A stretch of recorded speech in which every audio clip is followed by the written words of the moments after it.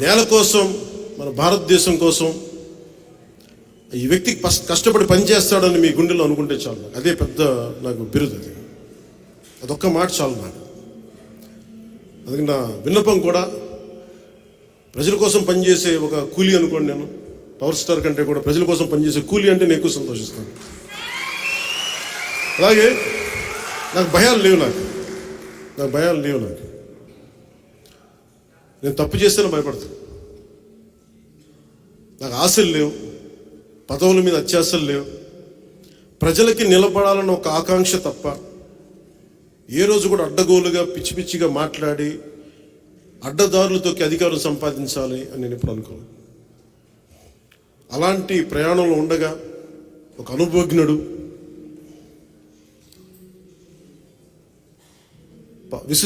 విశిష్టమైన అనుభవంతో పార్లమెంటేరియన్గా ఉంటూ ఆయన ఈ రోజున జనసేన పార్టీలో జాయిన్ అవ్వడం నిజంగా బాలశౌరి గారు మనస్ఫూర్తిగా నాకు నా కృతజ్ఞతలు తెలియజేసుకుంటా ఉన్నాను. ఆయనతోటి అనేక సందర్భాల్లో చాలా గంటలు గడిపాను. గడుపుతున్నప్పుడు ఆయన ఒక పోలవరం ప్రాజెక్టు మీద కానీ, ఆంధ్రప్రదేశ్కి రావాల్సిన నిధులు కానీ, ప్రాజెక్ట్స్ కానీ, ఆయన విజన్ చాలా అద్భుతంగా అనిపించింది నాకు. ఇలాంటి వ్యక్తి బలంగా ఇంకొకసారి జనసేన తరపు నుంచి పార్లమెంట్కి అడుగు పెట్టాలని నేను కూడా అందరిలాగా అనుకుంటా ఉన్నాను. వారికి మనందరం సంపూర్ణమైన మద్దతు ఇచ్చేలాగా అందరం ముందడుగేస్తాం.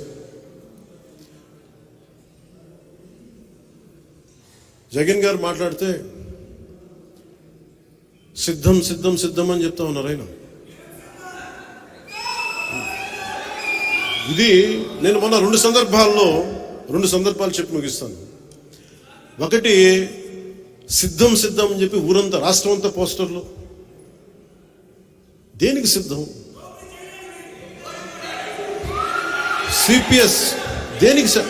ఇందాక బాలశౌరి గారు మాట్లాడుతూ ఉంటే నేను అబద్ధమే చెప్పనన్నారు ఆయన. చెప్పేది అబద్ధాలైనా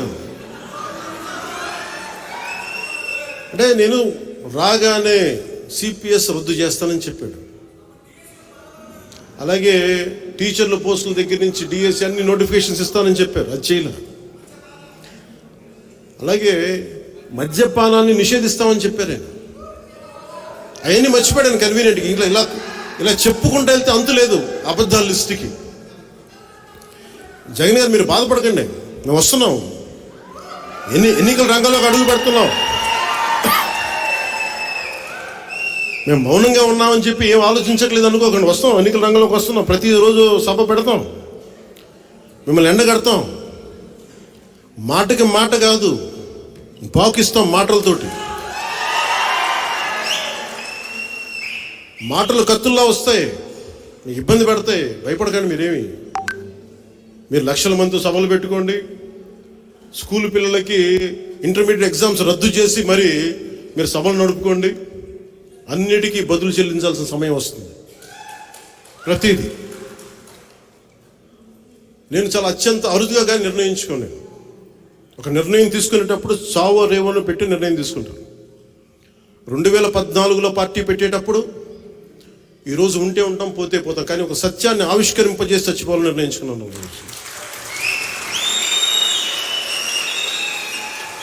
అలాగే పార్టీ పెట్టాను, అలాగే పార్టీని నడుపుతున్నాను. పార్టీకి నిధులు కాదు కావాల్సింది, పార్టీకి కావాల్సింది మనందరినీ కలిపే ఒక భావం. మనందరం పూసలం, ఆ భావంతో కట్టబడ్డ పూసలం మనందరం. భావం పోయినప్పుడు పూసలు ఎగిరిపోతాయి.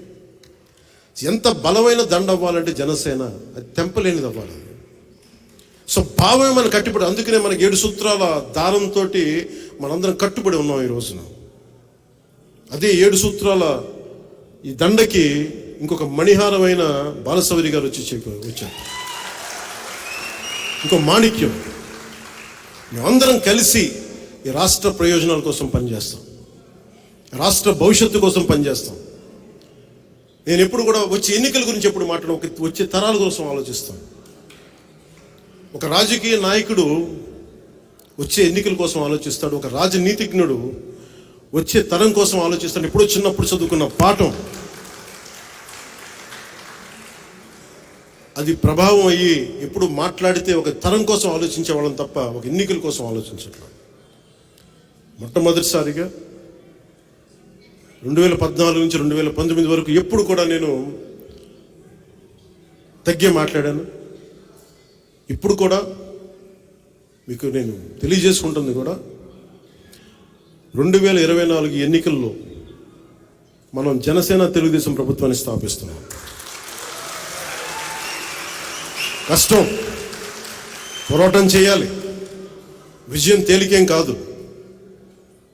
జగన్ ఎన్ని మోసాలు చేసినా, ఎన్ని మాయలు చేసినా వాటన్నిటిని అధిగమించి మనం ప్రభుత్వాన్ని స్థాపించాలి.